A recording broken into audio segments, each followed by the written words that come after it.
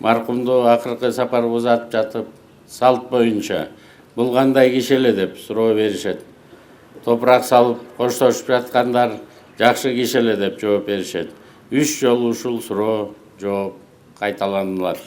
Элдин мыктыларын узатып жатканда кошо кошкондор, жез таңдай акындар жамгырдай төгүлгөн ыр менен ал адамдын өмүрүн, басып өткөн белестерин, адамдык эң мыкты сапаттарын, коштошунун кайгы муунун баяндашат. Кыргыз Республикасынын баатыры академик Мамбет Мамакеевичти акыркы сапарга узатып жатканда жакшы кишеле деп айтуу менен чектеле албайбыз. Анын басып өткөн жолун Кыргыз Республикасынын тарыхында калтырган изин тарыхчылар талдап, тактап алтын тамгалар менен жазышат.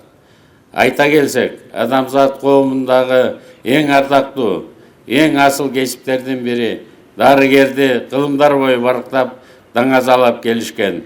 Европада авиацияны деп аташкан Абу Или Али ибн Синанын аты өчпөй, унутулбай кылымдар бою аталып келет.